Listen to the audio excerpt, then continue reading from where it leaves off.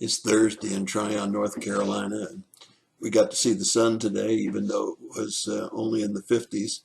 It was a pretty day and got a lot of work done outside, getting ready to winterize. Heard a funny story about a man that was sitting in the back of a church, and he noticed a fellow member slumped over in his seat. And being medically inclined, he went over and tried not to disturb the service, but he tried to feel a man's wrist for a pulse. Not finding any, he reached up and put his hand on the man's neck to try to find a pulse. Not finding any, he quietly leaned his head over towards the man to see if he could hear any breathing at all, and he couldn't. Not wanting to disturb the service, he went out into the lobby and got a telephone and called the paramedics. He said, "I believe we have a dead man in our pews. He's slumped over in the pew, and I can't find any kind of pulse, can't find any kind of breathing. Please don't disturb the service. Don't put your sirens on or make a lot of commotion coming into the building. Let's just try to slip him out quietly out the back door, and you can race him to the emergency room just in case I'm wrong about him being dead."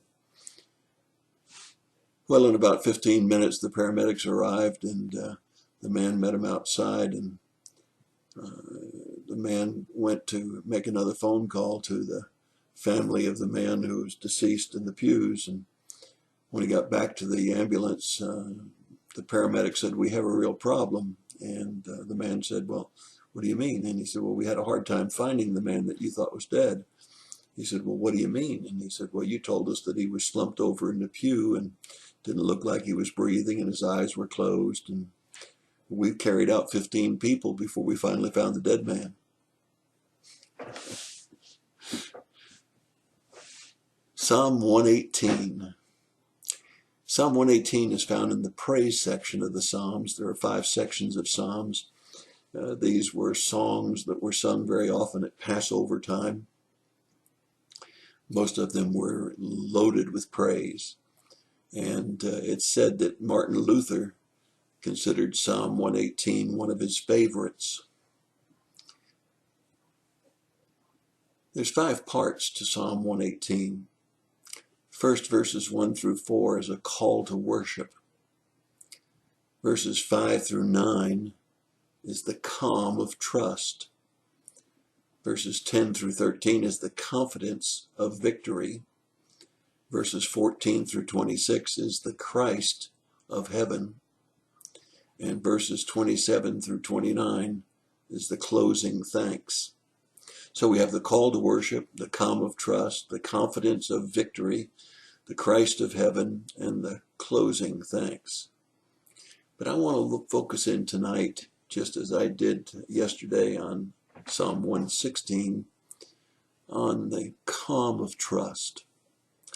So many people are running around so worried and so concerned by the events of the world, by the politics of the world, by the insecurity of the world, by the difficulty of material possessions and finances, stress for trying to do too much and not knowing when to say no to certain things.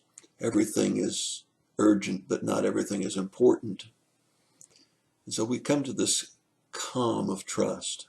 I want you to listen carefully as we approach this Christmas season, when we tend to get all uptight and racing around from place to place. First, he says, "From my distress, I called upon the Lord." And that's a good time to call on the Lord, when you're in distress. And it says, "And the Lord answered."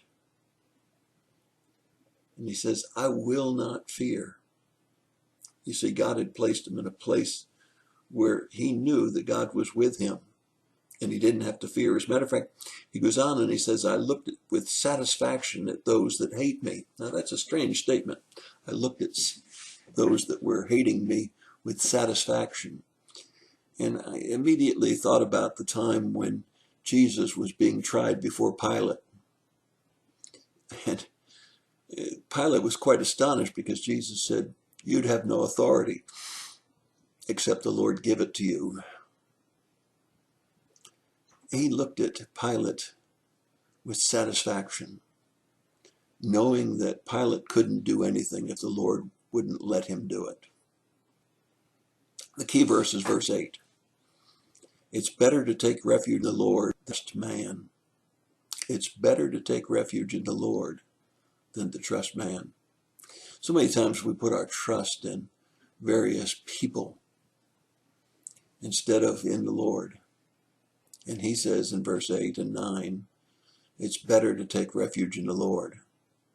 Now listen to what he says in verse 9. Better to take refuge in the Lord than to trust princes. If we were to look at that today in the society we live in, it's better to take refuge in the Lord than to trust government. Our safety, our security is not dependent upon our government. Oh, the government provides a lot of protection.